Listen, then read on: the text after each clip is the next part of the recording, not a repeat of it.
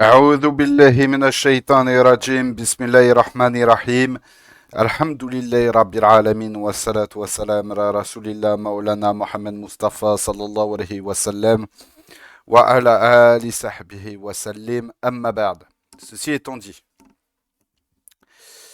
Alors, on prend la suite du cours sur l'esclavage en islam avec toujours selon maintenant le livre du frère Renaud Klinger, Maître et esclave en terre d'islam. Et on va maintenant continuer sur les différents statuts légaux d'un esclave en islam. Enfin, les différents types d'esclaves qu'on va retrouver dans la civilisation musulmane. Et donc là, on est sur la suite de ce qu'on avait vu la dernière fois, c'est-à-dire l'ouvrier. Donc on reprend. Il y avait pourtant bien des esclaves, mais ceux-ci devaient peupler davantage les maisons de quelques paysans et nobles que les champs des riches propriétaires terriens du pays. De pareilles observations ont été faites ailleurs. S'arrêtant sur les plantations de sucre et les raffineries du Maghrib, l'historien contemporain Mohamed Werfeli il note aussi une absence d'utilisation de main-d'œuvre servile. C'est-à-dire que les plantations et les raffineries font essentiellement appel à des paysans, à des entrepreneurs agricoles ou à des salariés payés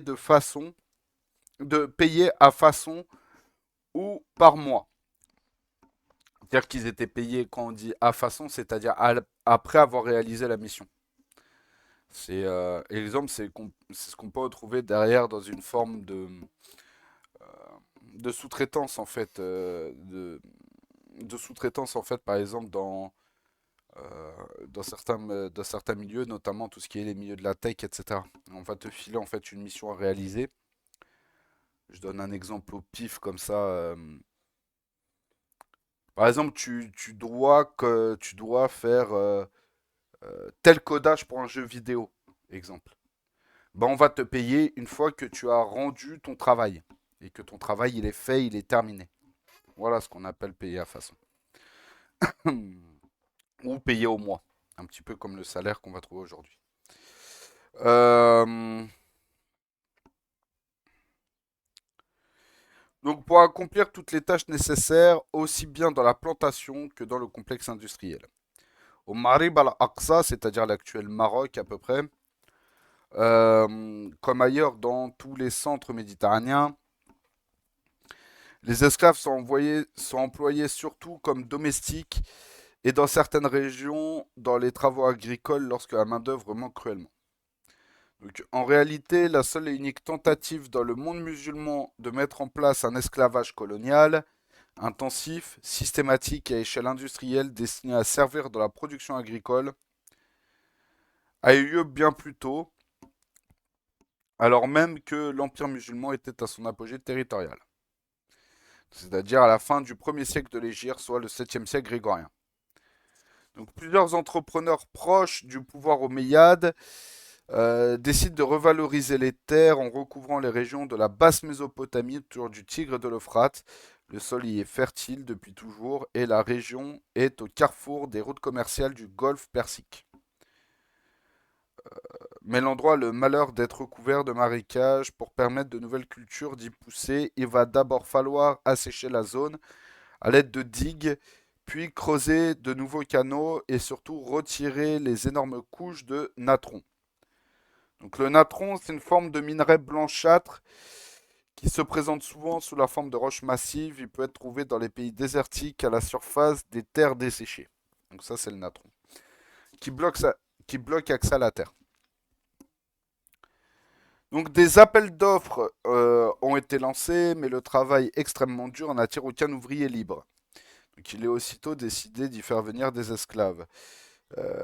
S'ils ne sont que quelques centaines jusqu'à la fin du règne des Omeyyades, ils sont bientôt plusieurs milliers à y être débarqués chaque année sous les Abbassides, à partir du 2e siècle égérien, soit la fin du 8e siècle grégorien.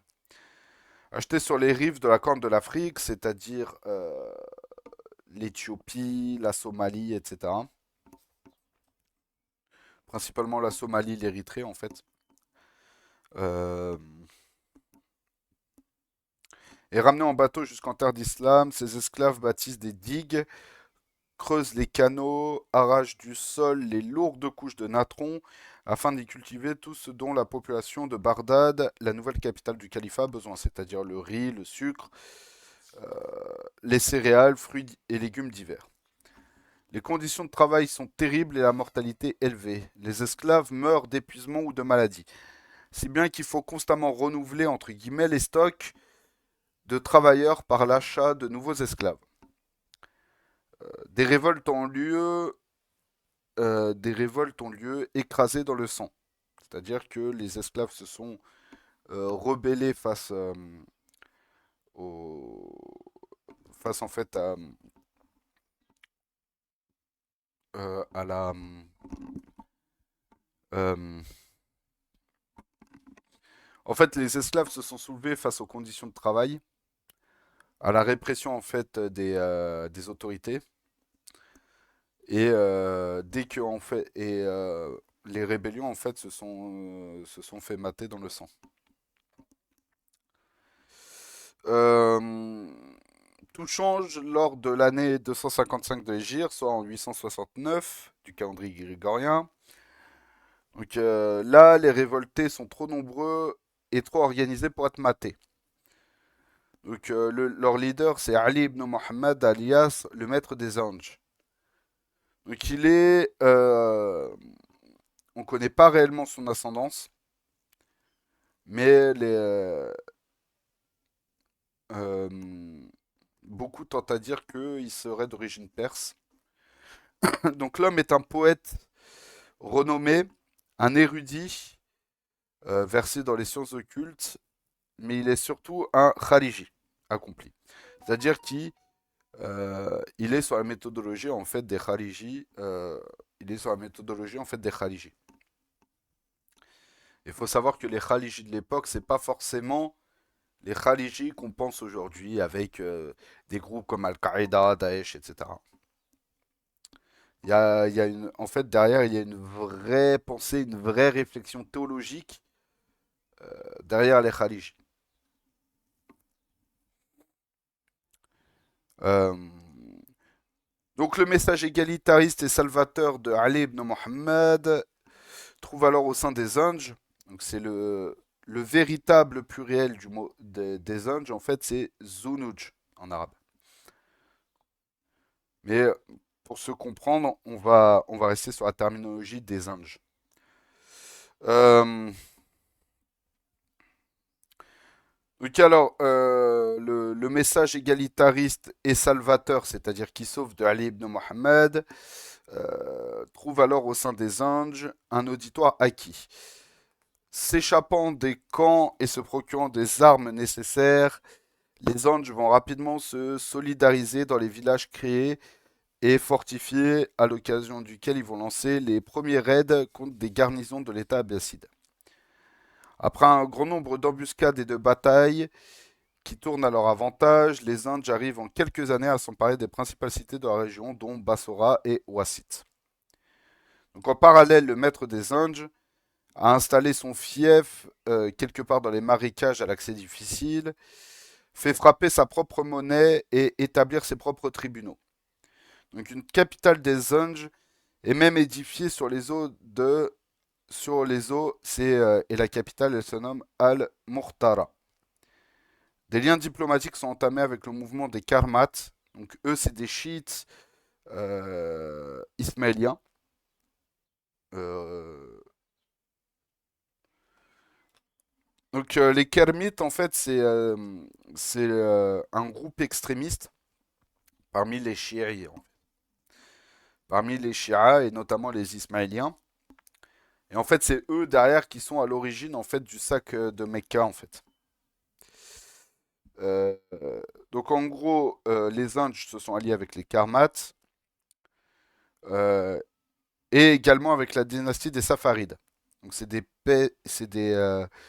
Perses schismatiques, c'est-à-dire qui ont fait un schisme, qui se sont séparés en fait de l'État abbasside et ont créé leurs propres États à l'est. Euh, euh, donc voilà. Donc en gros, ça c'était les principaux alliés des Anges. Donc après de nombreux revers Alors attendez. Après de nombreux revers, donc après de nombreuses défaites, les Indes sont finalement défaits en 269 de l'Hégire, soit en 883. Et Ali ibn Mohammed est tué au combat. Ses plus proches compagnons et officiers sont alors capturés avant d'être à Bagdad tour à tour décapités. Donc si beaucoup de Zinj meurent, certains parvinrent à fuir et à se fondre dans la masse. D'autres intègrent à l'inverse l'armée d'État, donc c'est-à-dire l'armée des Abbassides, après s'être rendus. D'après les chroniques de l'époque, il raconte que la révolte des Zinj avait fait en 15 ans entre 500 000 et 2 millions de morts, au-delà des, au-delà des dégâts économiques et humains. Donc la révolte des Zinj avait pour d'autant plus accéléré l'atomisation de l'empire abbasside, qui n'avait sous peu plus du tout le temps et les moyens de faire respecter son ordre au-delà du Moyen-Orient. Donc cette révolte avait en tout cas mis un terme définitif à l'usage d'esclaves à visée et à échelle industrielle. Le politologue et historien spécialiste de l'islam dans les Balkans, Alexandre Popovitch, le rappelle en ces termes. Il y a, ce, il y a lieu cependant d'insister sur un fait essentiel, à savoir que si ce mouvement très particulier a une place absolument à part parmi les très nombreuses insurrections dans l'histoire du Moyen Âge islamique, c'est parce qu'ils ont mis fin à l'unique essai dans le monde musulman de transformation de l'esclavage familial en esclavage colonial. Euh, donc voilà pour ce qui est un petit peu des différents types de... voilà pour ce qui est de l'esclavage à visée, on va dire industriel, euh, l'esclave ouvrier, etc., etc. Maintenant, on retrouve en fait un autre type un autre type d'esclave dans la civilisation musulmane, c'est l'esclave soldat, donc le soldat. Donc très souvent un domestique, quelquefois un ouvrier public ou agricole. L'esclave a aussi et parfois en de très larges proportions servi dans les armées des différentes puissances islamistes de l'histoire. On parle alors d'esclave soldat. De prime abord, s'imaginer que l'on peut à la fois être un esclave et un soldat envoyé pour se battre pour son maître semble avoir été une condition haïssable à bien des égards, sans doute les effets de l'expérience américaine. En tant que système esclavagiste le plus dur de l'histoire, cette expérience américaine fournit une base bien médiocre pour comprendre le phénomène plus subtil de l'esclavage militaire en terre d'islam. Donc le lecteur fera de son mieux pour s'en libérer l'esprit avant d'envisager la discussion suivante. Rappelle ainsi Daniel Pipes dans son introduction à l'histoire des esclaves devenus soldats sous l'égide de la Sharia. Dans son introduction à l'histoire des esclaves soldats sous l'égide de la Sharia. En fait, c'est ça qui est très intéressant, c'est que les soldats esclaves, en fait, c'était de la chair à canon aux États-Unis. Quand il y a eu la guerre de sécession, il est notoire que les États du Sud, qui se battaient contre les États du Nord, donc les confédérés, si je me souviens bien, je ne sais plus si les confédérés c'est ceux du Sud ou les du Nord. Enfin bref. Donc les États du Sud qui étaient pro-esclavage, etc., utilisaient des esclaves en fait dans son armée, mais utilisaient en fait des esclaves qu'ils envoyaient en char à canon contre les États du Nord, dans le but de faire vider les munitions en fait le plus vite possible aux mecs du Nord, pour derrière que les sudistes mieux armés, etc., etc., etc., puissent en fait venir faire des dégâts. Euh, on se rappelle aussi que pendant la Seconde Guerre mondiale, les États-Unis étant alors encore en fait sous influence, euh, j'ai envie de dire même si c'est plus réellement l'esclavage, mais la ségrégation en fait étant une politique qui a été menée et organisée dans le sud des États-Unis en réponse à la fin de l'esclavage aux États-Unis. Faut pas oublier que par exemple les factions dans l'armée américaine, les GI, etc., qui allaient sur le front européen, que ce soit lors de la première et encore pire lors de la Seconde Guerre mondiale, parce que c'était beaucoup plus marqué lors de la Seconde Guerre mondiale. Les factions noires américaines, en fait afro-américaines, étaient souvent moins bien équipées, avec des fusils obsolètes ou des fusils qui avaient des erreurs industrielles, des défauts de fabrication. Euh, Ils avaient des camps qui étaient beaucoup moins bien aménagés. Quand ils avaient des camps, Euh, exemple, il y avait lors de la Seconde Guerre mondiale des aviateurs afro-américains qui, il y avait en fait des aviateurs afro-américains qui étaient que entre afro-américains et qui se retrouvaient en fait à avoir des avions civils aménagés à la hâte, euh, en, aménagés à la hâte en fait en tant qu'avion militaire, du coup qui n'avait pas du tout la même fonction. C'était beaucoup plus difficile à manier, à combattre dans ce type dans ce type comment je pourrais dire ça? Dans ce type en fait de matériel. Mais pour autant, ils ont réussi à se débrouiller, à prendre main en fait de leur appareil et à pouvoir faire quand même de sacrés dégâts. Mais en gros, c'est pour vous montrer que justement, au niveau de l'armée américaine, cette vision que l'on a de l'esclave soldat ou, excusez-moi du terme, mais du nègre soldat au temps de la ségrégation, et ça on le verra aussi pareil, ça changera à partir de la guerre du Vietnam. Parce que la guerre du Vietnam étant une réelle boucherie et une réelle erreur stratégique en fait des États-Unis et de l'armée américaine, beaucoup de soldats en fait ont compris que peu importe la couleur de peau, ils étaient tous dans le même bourbier, si on peut dire ça comme ça, et en fait justement ont commencé à, on va dire, mettre certaines barrières en fait entre noir et blanc. Mais quand je dis on cassait certaines barrières, pardon, entre noir et blanc, mais tout est relatif parce qu'en fait le retour au pays, c'est-à-dire que euh, les vétérans blancs avaient beaucoup plus rapidement et avaient plus de pensions de vétérans que pouvaient l'avoir les Afro-Américains. Les vétérans blancs, et même si tout est relatif pour l'époque, hein, mais les vétérans blancs avaient un meilleur accompagnement psychologique à post-guerre du Vietnam que les vétérans noirs. C'est pour ça que chez beaucoup d'anciens soldats de la guerre du Vietnam, quand ils sont rentrés au pays, en fait, sont complètement partis en cacahuète, sont devenus des toxicomanes, des alcooliques, certains étaient SDF, ou d'autres ont rejoint des gangs. Notamment, on pense tout de suite aux Crips et aux Bloods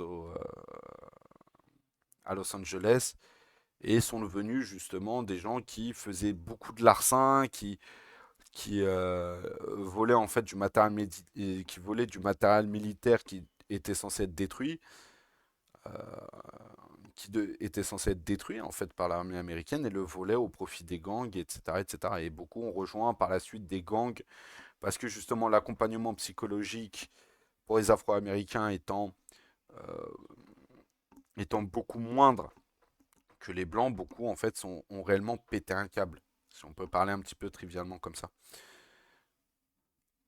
Donc tous ces exemples-là qu'on donne de, de ce qu'ont pu vivre des esclaves ou leurs descendants aux États-Unis, en tant que soldats, on verra par la suite que euh, on verra par la suite que justement les- le, le- le soldat esclave en terre d'islam n'est pas du tout vu de la même manière. Donc reprenons. Du vivant du prophète sallallahu alayhi wa sallam, plusieurs esclaves étaient déjà trouvés dans les rangs ayant eu à combattre les premiers ennemis de l'islam. Le premier des musulmans à mourir au combat lors de la bataille de Badr a été mihja, donc c'était un esclave. Mais parler d'esclaves soldats est ici prématuré. Traités comme des domestiques, ils étaient non seulement des volontaires, mais aussi surtout des véritables compagnons de l'élu d'Allah, alayhi salatu wassalam, engagés dans la défense de la religion musulmane. C'est-à-dire que là, c'était pas des esclaves soldats tels qu'on l'entend, c'est-à-dire des esclaves qui étaient euh, utilisés uniquement dans un contexte militaire. C'est de base, ils étaient en fait des esclaves, des domestiques, et qui, de leur plein gré, décidaient de combattre en fait, de combattre pour élever la parole d'Allah, de combattre euh, les Qurayshi à la bataille de Badr, etc., etc. Euh, Sans forcément avoir être considéré comme un esclave spécifique à cette tâche-là en fait. Et ce qu'il faut comprendre, c'est que malgré leur statut d'esclave, etc., etc., ils étaient quand même les compagnons du prophète Mohammed Mustafa, alayhi salatu wassalam. Donc les premiers captifs de guerre envoyés au front en tant qu'esclaves ne vont cependant pas tarder. Donc quelques années seulement après le décès du messager d'Allah, alayhi salatu wassalam, le troisième calife des musulmans, le Banu Umayya Osman ibn Affan en aurait déjà recruté 1 millier. Quand on parle des Banu Umayya, en fait, c'est parce qu'ils descendent justement des Banu Umayya. Attendez, je vais essayer de...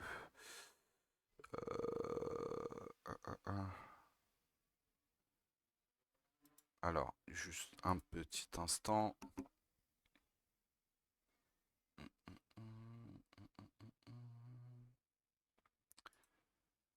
Alors,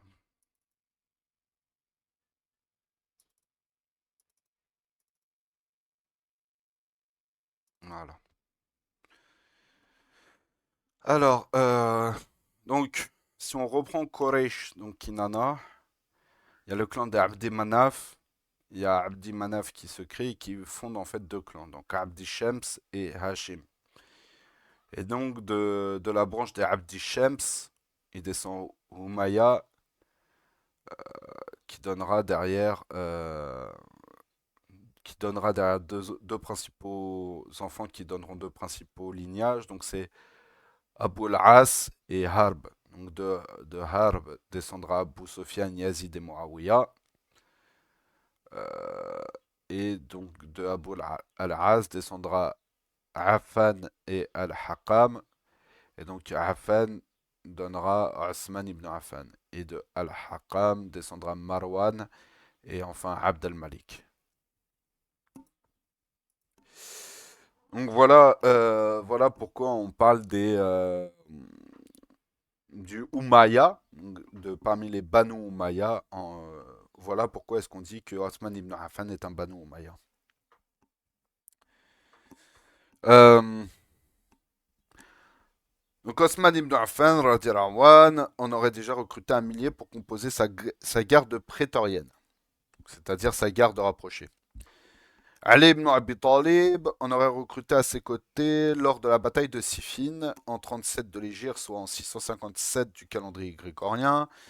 Et les différents gouverneurs placés dans les cités conquises, soit du Maghrib, du Ma'arib ou du Khorasan, en auront tout autant. Ces derniers imposent en outre aux populations soumises une capitation en esclaves, c'est-à-dire un paiement de tribut avec des esclaves, euh, dès le 20e siècle de l'Égypte, dès l'année 20 de l'Égypte, soit en 641 du calendrier grégorien. Donc le célèbre compagnon et conquérant Amr ibn al-As exigeait que les Berbères conquis payent une partie de leur jizya en esclaves. Et un total de 360 captifs par an était réclamé par Okba ibn Nafir au peuple du Fezzan en Libye. De pareils contrats entre guillemets seront signés dans l'Arménie conquise ou aux habitants de la Transoxiane. Donc la Transoxiane, c'est vraiment l'Asie centrale. C'est tous les pays en stan, en fait, histoire de faire simple. Ouzbékistan, Turkménistan, etc., etc. Donc une partie de ces hommes finissaient dans les armées de l'islam. D'autres, notamment les femmes, servaient à remplir les premiers harems ou les maisons de quelques notables. Mais alors que les Omeyyades ne font que rarement l'achat d'esclaves, qui arrivent auprès des califes, par milliers chaque année au gré des conquêtes, les Abbassides vont acheter la plupart d'entre eux, essentiellement à destination des armées. Au deuxième siècle de l'Hégire, soit le 8e siècle grégorien, le monde musulman a connu son apogée territorial et l'on appelle Allah des Pyrénées au mont de l'Himalaya. Pardon. Donc on appelle Allah des Pyrénées au mont de l'Himalaya. Les musulmans n'ont pas réussi à avancer plus loin. Les fameuses conquêtes arabes ne sont dès lors qu'un épisode du passé. Le besoin de militaires ne va pourtant pas décroître. Il faut d'abord protéger les frontières des armées infidèles, mais aussi préserver leur calife et le temps, préserver leur calife et les hommes de pouvoir des complots qui les visent inlassablement. Le temps est fini où le calife Omar ibn al-Khattab, pour ne citer que lui, pouvait se déplacer sans escorte au milieu des petites gens et vivre avec eux en bons voisins.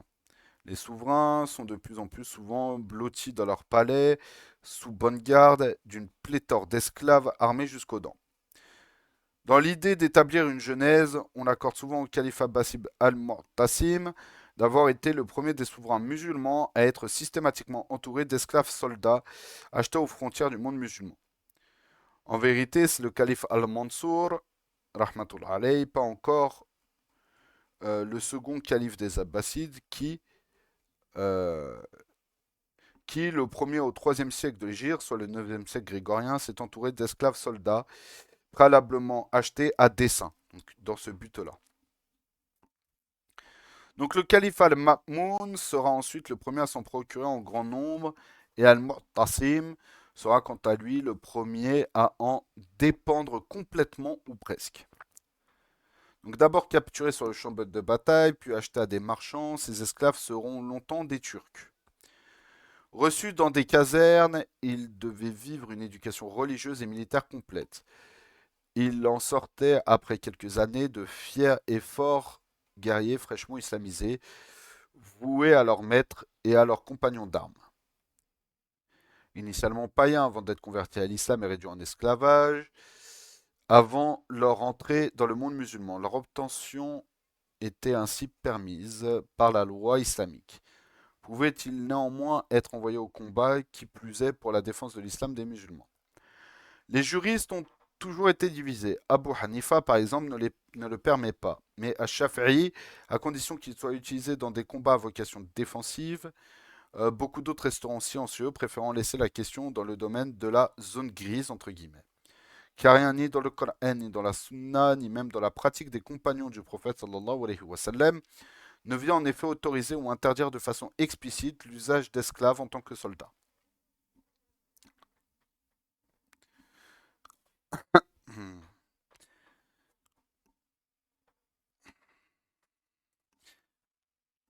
Donc l'idée pour un souverain de se servir d'une main-d'œuvre servile à la guerre n'a certes pas été une nouveauté.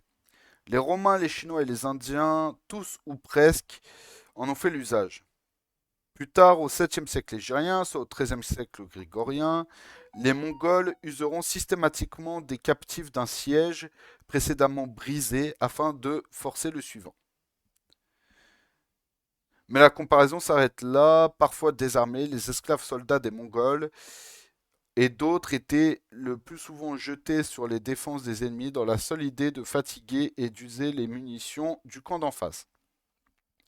Les fuyards étaient percés d'une flèche, tous ou presque allaient finalement vers une mort certaine, de la chair à canon en somme.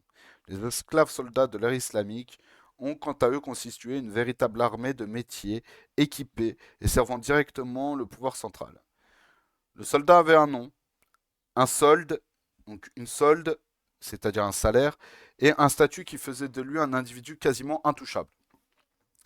Il pouvait en outre faire la police ou réaliser la levée des impôts. Auxiliaire direct du calife, ces esclaves soldats disposaient ainsi d'un pouvoir de coercition conséquent sur les foules, si bien que beaucoup d'historiens ayant travaillé sur la question sont souvent allés jusqu'à interroger l'appellation d'esclave à leur rencontre. La différence entre les militaires et les autres esclaves sont si grande euh, les différences entre les militaires et les autres esclaves sont si grandes qu'on se demande si les premiers devaient être même considérés comme des esclaves, ainsi estimait Daniel Pipes, avant de rappeler que le professeur H.A.R. Gibb et Aaron Bowen ont à leur époque trouvé entre guillemets regrettable d'être obligés d'utiliser le mot esclave pour des personnes de ce statut. S'en procurer n'était cependant pas une mince affaire. Acheté aux frontières nord-est du monde musulman, entre la mer Caspienne et le Turkestan oriental, ces esclaves devaient suivre de longues et périlleuses routes pour parvenir jusqu'à l'Irak des Abbassides. Au-delà des pertes possibles, ce transfert d'hommes avait un coût répercuté sur le prix de vente final, et le nombre d'intermédiaires pouvait finir par desservir le califat. L'exemple des Tahirides de Perse est significatif. Intermédiaires essentiels dans cette traite humaine, ils vont non seulement s'enrichir par ce biais, mais aussi mieux installer par les liens commerciaux leur pouvoir au détriment des Abbassides sur leur terre. Donc par rapport à ça, Daniel Pipe s'interroge à juste titre sur le fait que les Ottomans n'aient plus tard pas mieux profité ou interrompu cette même traite sur leur sol, laquelle avait eu sa source au nord-est de la mer Noire et devait servir en esclaves les Mamelouks d'Égypte. Mais pourquoi s'entourer d'esclaves étrangers et les armer alors que l'on pourrait compter sur l'enrôlement d'individus libres issus de son propre territoire?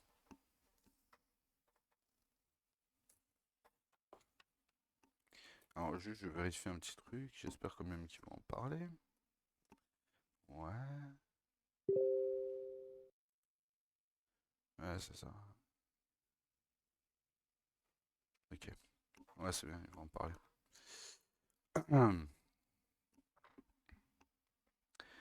Donc,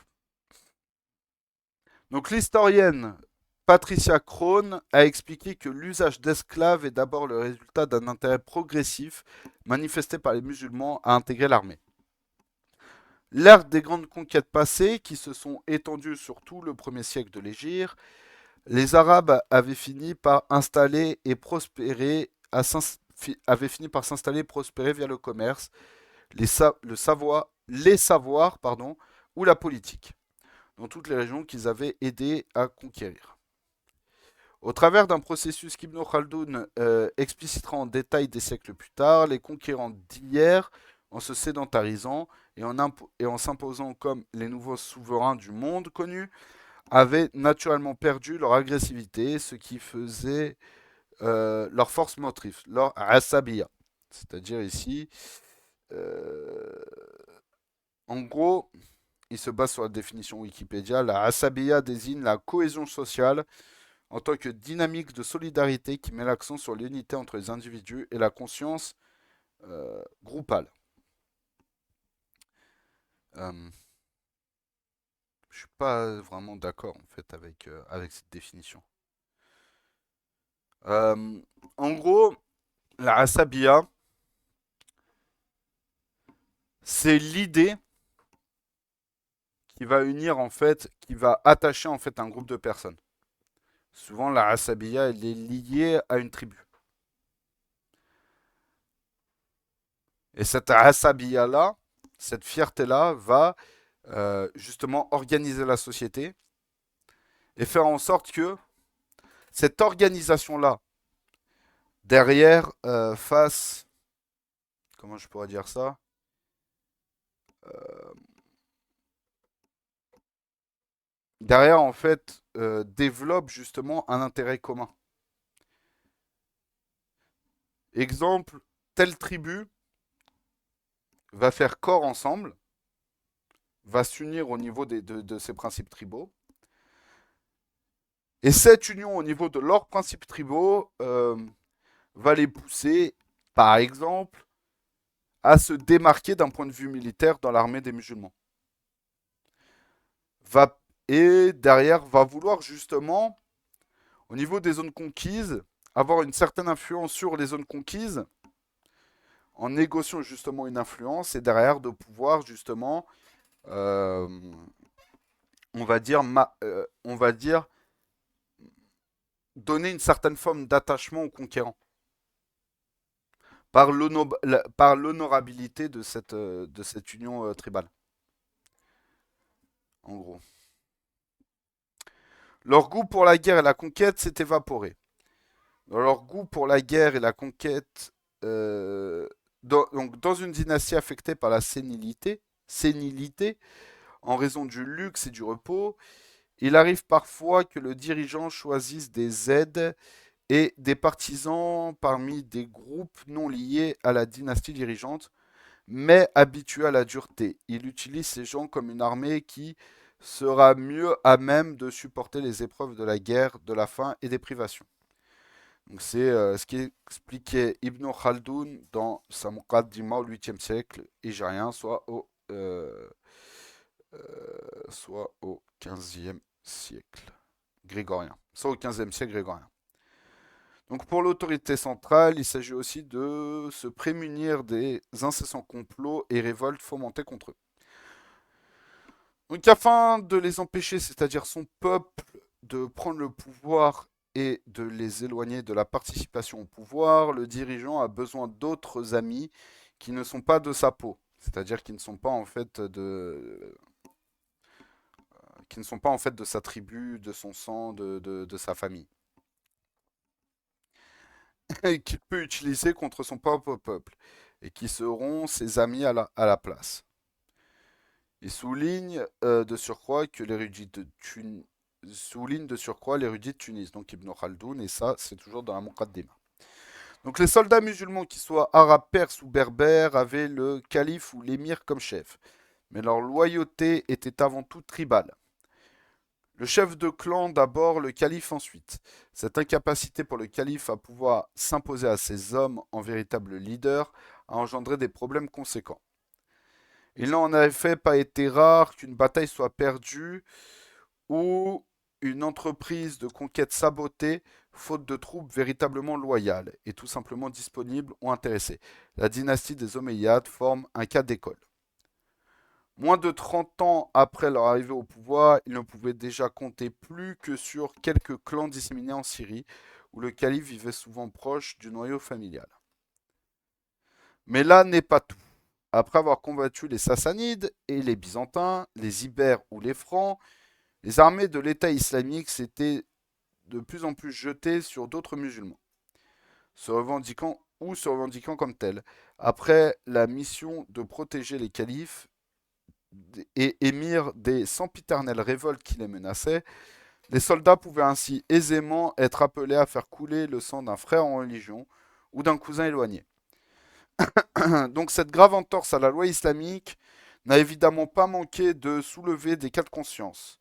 La question du butin et de la solde était également au cœur de nombreux débats, notamment dans les milieux estudiantins. Les savants, on n'en a cessé de s'interroger sur la licéité de l'argent gagné dans ces conflits qui ne relevaient pas, selon eux, du véritable, entre guillemets, djihad fi sabilillah. Donc la littérature religieuse des premiers siècles de l'islam montre d'ailleurs l'existence d'un véritable fossé allant en se creusant entre le petit peuple et les autorités en question. Sauf quelques exceptions, les musulmans vont ainsi de moins en moins éprouver l'envie de servir leur souverain. Les gardiens de la loi musulmane évitaient d'ailleurs le plus possible d'avoir à les côtoyer et ils invitaient régulièrement leurs disciples à en faire de même. Cette réticence généralisée à collaborer avec le gouvernement était particulièrement vraie chez ceux qui prenaient le message islamique le plus au sérieux, souligne encore Daniel Pipes. En fait, ici, ce qu'il faut comprendre, c'est que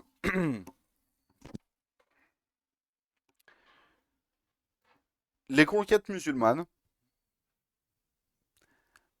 l'agrandissement de l'État au sens large, en fait, faisait que l'État central des Omeyyades avait de moins en moins de mal en fait à gérer les régions les plus lointaines. Mm. À gérer les régions les plus lointaines. Ça a été même le cas sous les Abbassides. Sauf que la différence entre les Abbassides et les Omeyyades, c'est que les Omeyyades voulaient garder un État et des gouverneurs arabes en fait.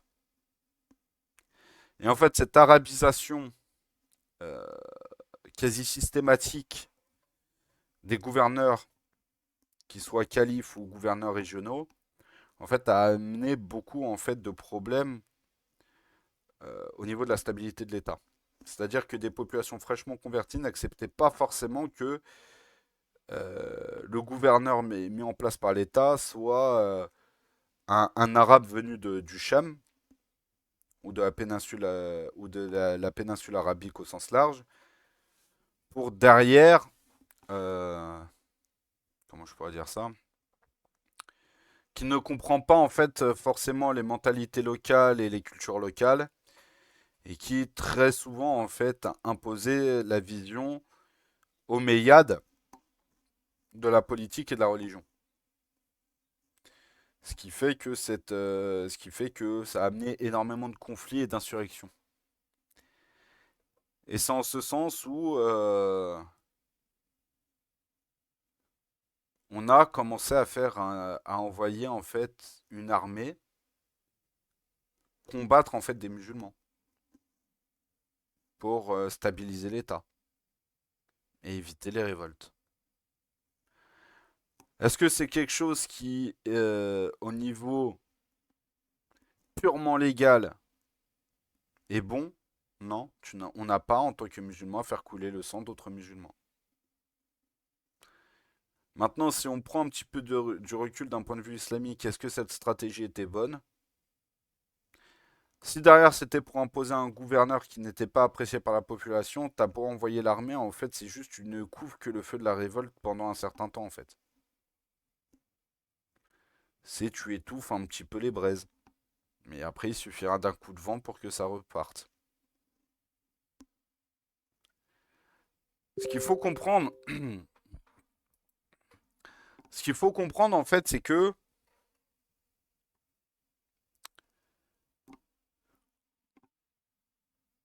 à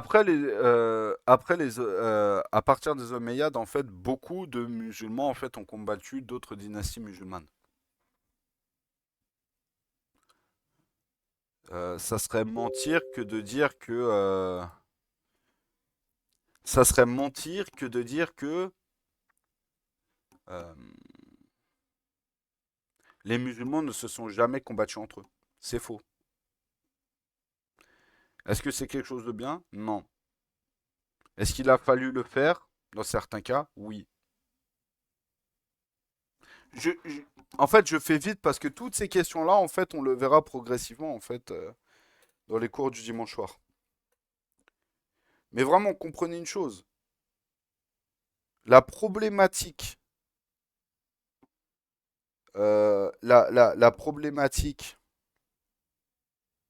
de combattre d'autres dynasties et d'autres territoires musulmans ont amené à de réelles réflexions d'un point de vue théologique. Réellement. Sur la légitimité de les combattre de un, et de deux, la légitimité du Hanfal qui en découle. Donc c'est-à-dire du butin de guerre. Et c'est en ce sens où justement, beaucoup d'exactions qui ont été faites euh, par les califes omeyyades notamment et par la suite les abbassides ont amené justement à une réelle séparation en fait entre par exemple certains érudits et le pouvoir en place. Je dis bien certains érudits parce qu'il y a toujours eu un lien en fait entre les dirigeants et les religieux. Et attention, quand je dis il y a toujours eu un lien, ne pensez pas forcément comme beaucoup en fait comme beaucoup en fait l'imaginent, ce qui est un non-sens en fait. Le sultan du palais qui fait des fatwas uniquement dans le sens de la politique, du pouvoir, etc. Ça, c'est quelque chose d'assez contemporain. C'est quelque chose d'assez contemporain que le dirigeant qui va avoir des savants pour avoir des fatwas qui l'arrangent politiquement, bah, c'est quelque chose qu'on a connu quasi uniquement en fait avec le pouvoir en fait courant du 19e.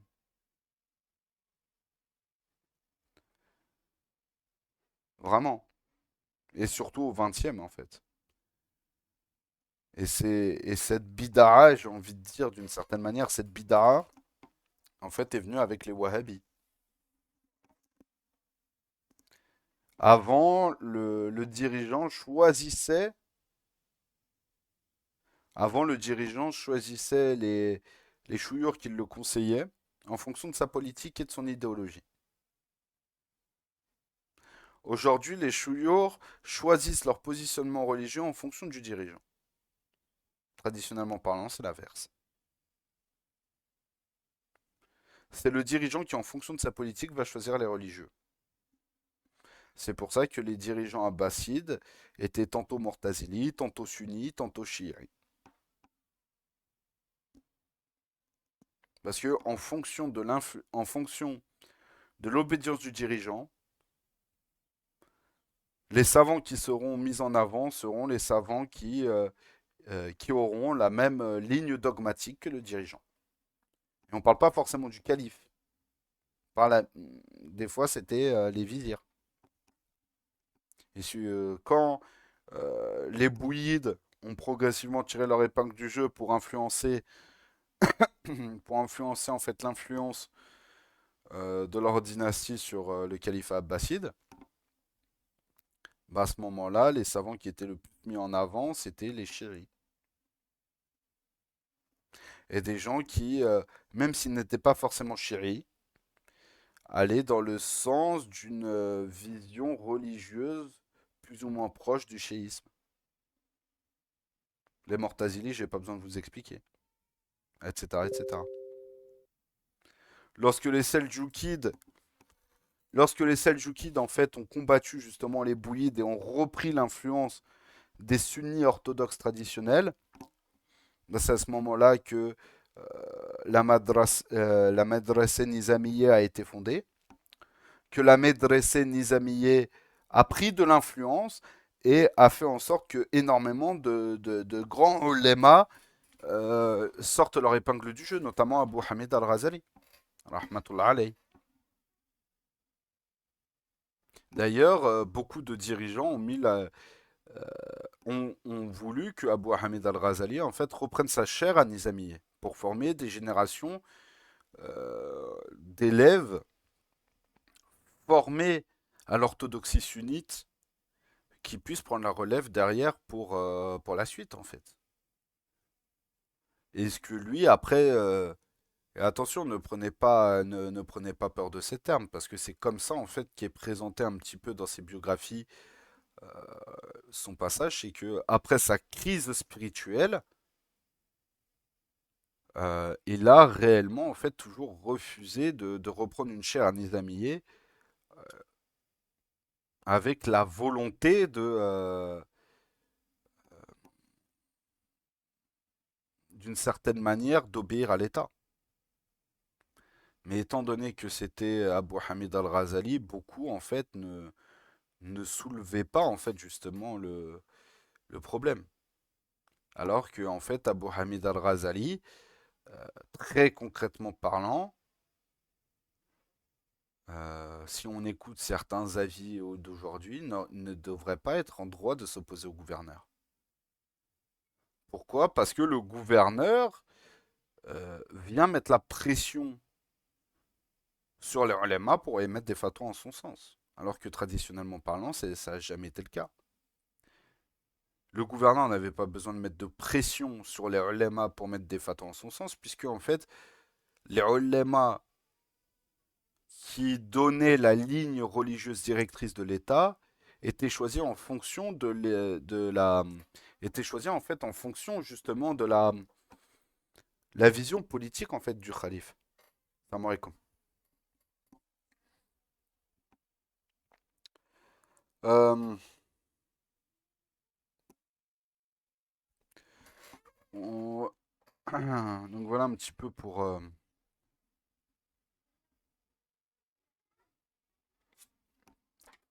Donc on va lire ce paragraphe-là et après il nous reste 10 minutes.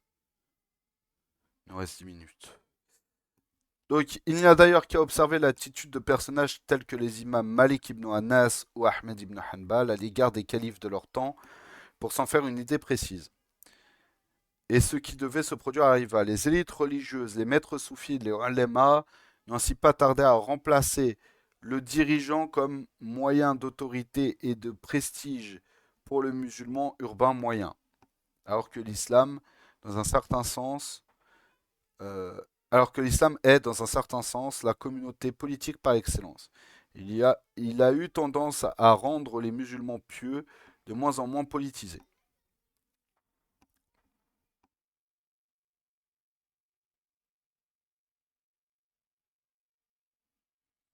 À bien des égards, l'esclave montre en ce sens de nombreux avantages. Étranger, il n'y a aucun lien tribal ethnique avec les foules qu'il est censé contenir. Né nomade, il a la fougue du conquérant espéré, acquis durant l'enfance avec ses maîtres et même avec le calife. Un lien tout à fait personnel. Formé depuis son jeune âge, il est taillé pour devenir un véritable soldat professionnel. Esclave, sa vie est conditionnée par son obéissance ou non à l'autorité. Loin de chez lui, il n'a nulle part où aller. Donc de plus, en asservissant ses recrues, le dirigeant musulman pouvait choisir ses soldats homme par homme. Les mercenaires et alliés arrivaient en corps ou en tribu et combattaient en groupe. Les esclaves venaient seuls. Le gouverneur pouvait sélectionner ses esclaves avec soin, ce qui n'était pas possible avec des soldats libres. Et ces premiers contingents de Turcs en armes se montreront d'une grande efficacité. Doués pour la guerre, disciplinés, ils feront ainsi souvent la démonstration d'une loyauté impressionnante. Donc fini les révoltes, les désertions ou retournements de talons inopinés. Ces esclaves soldats se battront souvent jusqu'à la mort. Ne pouvaient-ils pas passer à l'ennemi sur le champ de bataille?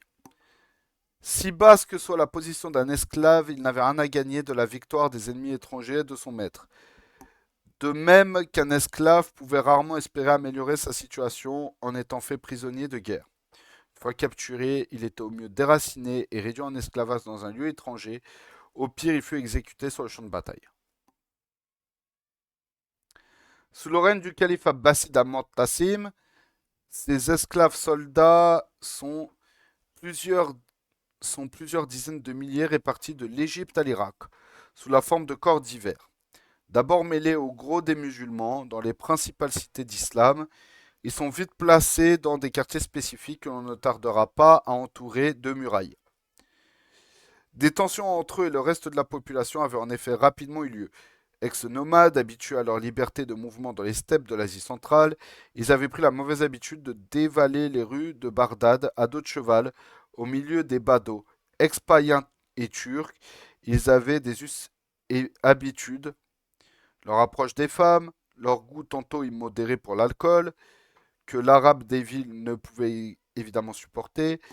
Des soldats étaient ainsi lynchés par des foules en colère et des civils tués en représailles. Le calife devait agir. Pour compléter leur isolement, Al-Mu'tasim leur fit construire des mosquées, des bains et un petit marché. Il leur a même acquis des esclaves, leur a fourni un salaire et leur a interdit le divorce. Ces quartiers étaient interdits au reste de la population. Et donc ça, comme on l'a vu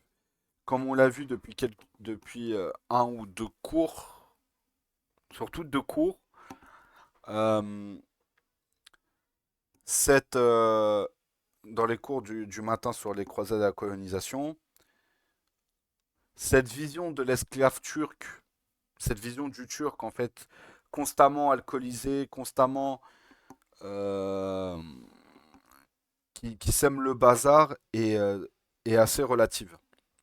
Parce que d'un côté, on leur reproche soi-disant j'ai envie de dire, leur perversion d'une certaine manière avec l'alcoolisme, etc., etc., etc., qui a mené à se faire lyncher. Et d'un autre côté, on leur reproche également l'ultra-orthodoxie des Turcs fraîchement convertis, qui ont entre guillemets le syndrome comme on dit, le syndrome du converti, qui veut être plus royaliste que le roi, et qui derrière a réduit drastiquement en fait l'élévation intellectuelle et entre guillemets spirituelle du monde musulman dans le but d'amener des années de fondamentalisme, de fondamentalisme et de fanatisme au sein de la population musulmane, ce qui a affaibli le monde musulman, etc., etc. C'est pour ça qu'il faut faire attention, des fois, avec la gestion et la compréhension des sources musulmanes. Surtout quand elles sont analysées par des historiens non musulmans. Je suis pas en train de dire que des historiens non musulmans ne peuvent pas être objectifs, mais il leur manque toujours certaines données. Et ces données leur manquent soit par méconnaissance des supports, méconnaissance de la langue arabe, par exemple, ou une compréhension partielle de la langue arabe, mécompréhension théologique, dogmatique, etc. Donc forcément, ils essayent d'être objectifs, mais ils n'y arrivent pas forcément. Pourquoi? Parce que ils n'ont pas la même vision et la même analyse que nous. Second point, et là c'est beaucoup plus problématique, on est dans le cadre de l'apologétisme historique, pour ne pas dire la propagande. Je fais de l'apologétisme historique.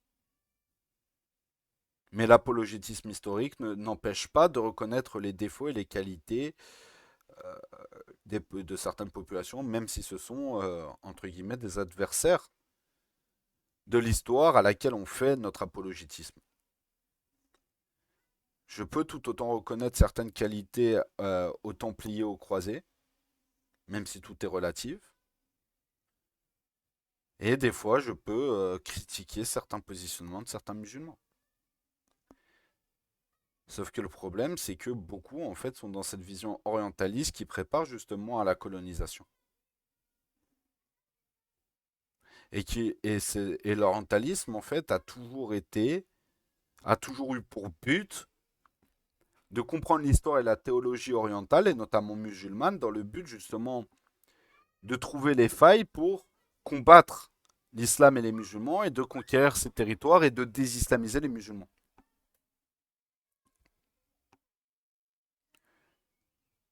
Enfin bref, pour revenir justement à la question de l'esclavage, l'esclave soldat était une nécessité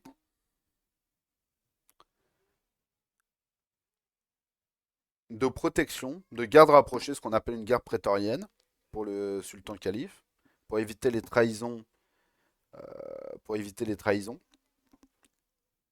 et les coups d'État.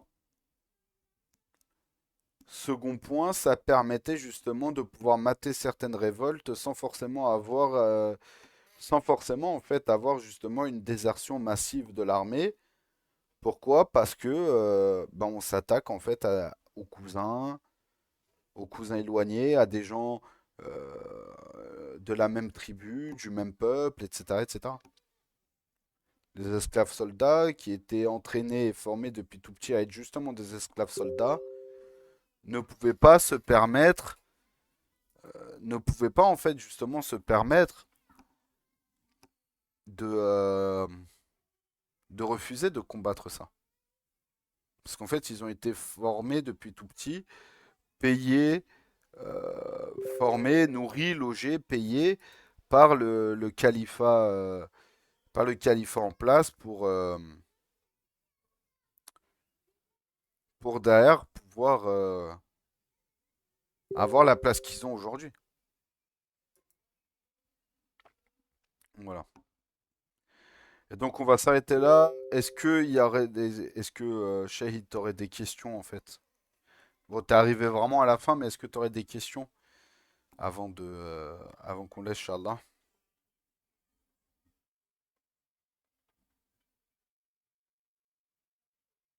D'accord. Après, si t'as une question sur autre chose, Inch'Allah, si on peut répondre.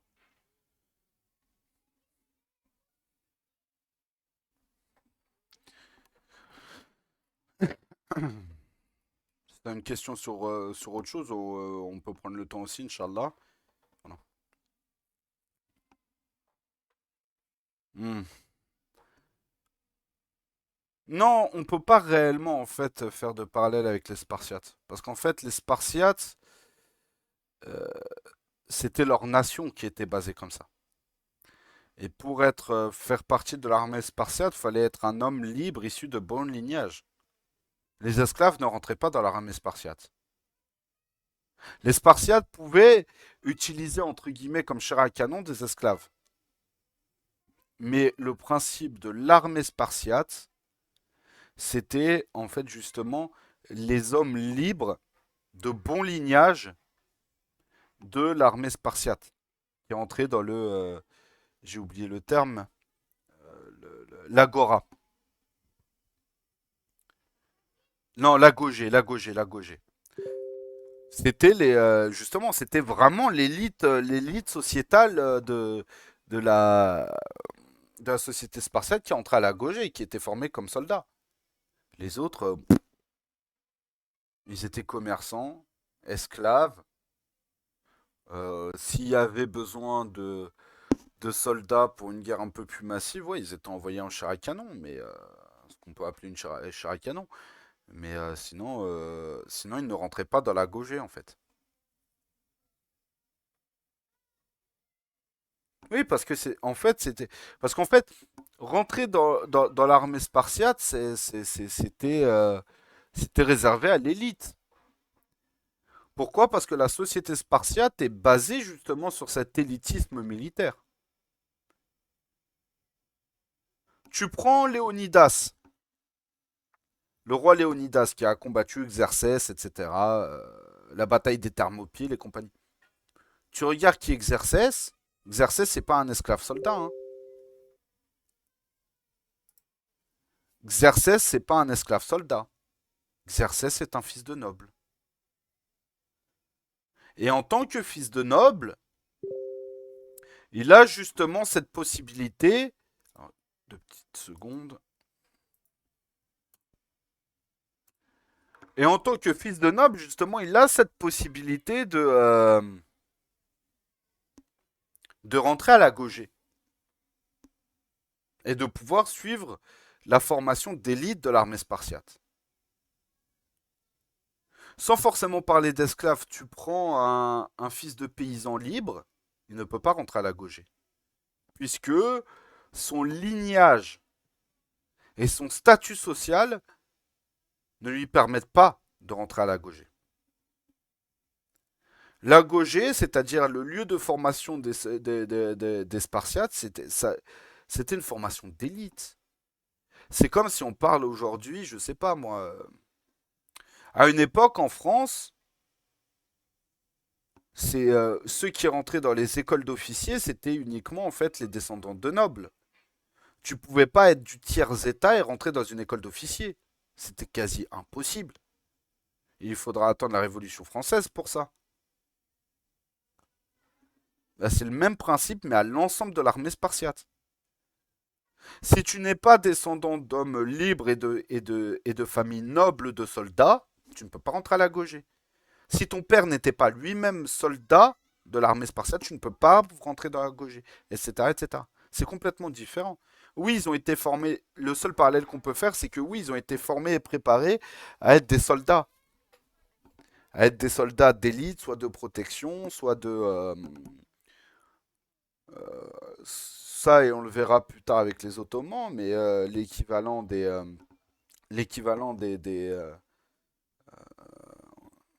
comment on appelle ça déjà? Euh,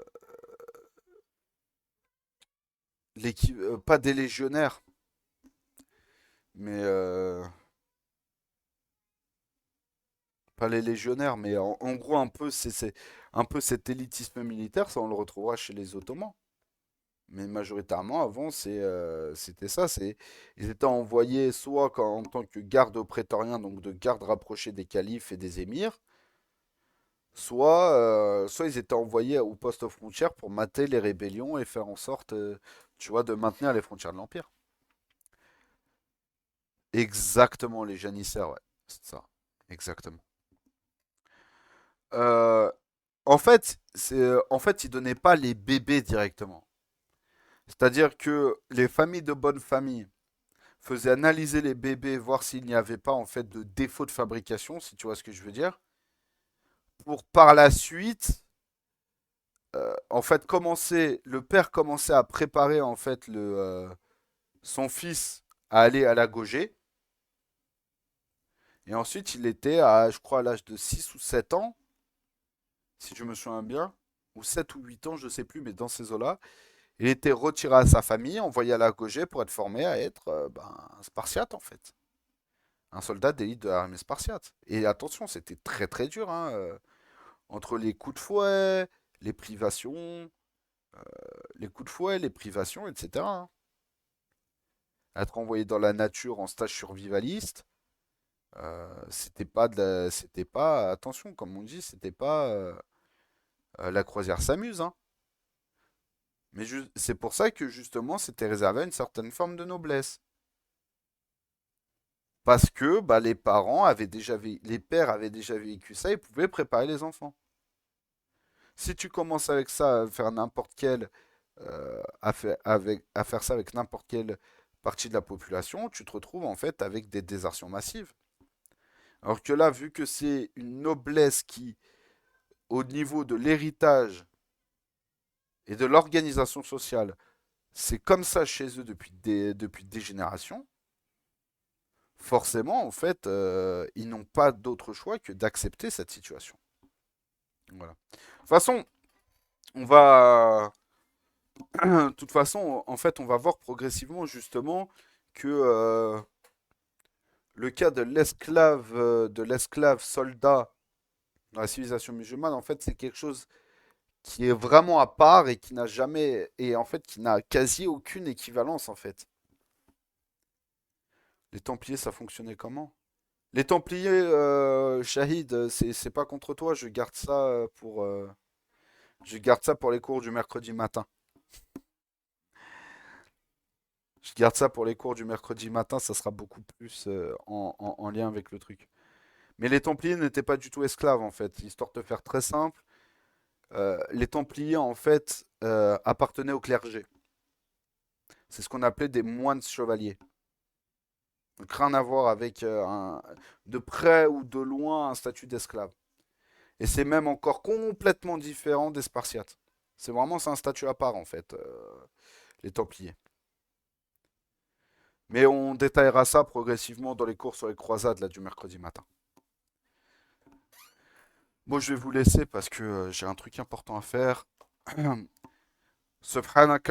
سبحانك اللهم وبحمدك أشهد أن لا إله إلا أنت أستغفر الله وأتوب إليك بسم الله الرحمن الرحيم والعصر إن الإنسان لفي خسر إلا الذين آمنوا وعملوا الصالحات وتواصوا بالحق وتواصوا بالصبر اللهم صل على سيدنا محمد عدد ما في علم الله صلاة دائمة بدوام ملك الله سبحان ربك بعزة ما يصفون وسلام على المرسلين والحمد لله رب العالمين الفاتحة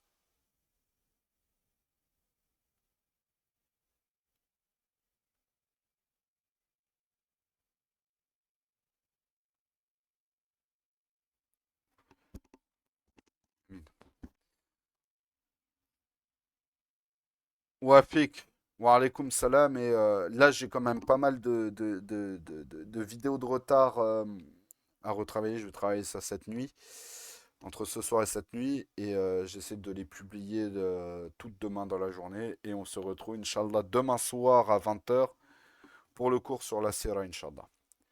Assalamu alaikum wa rahmatullah.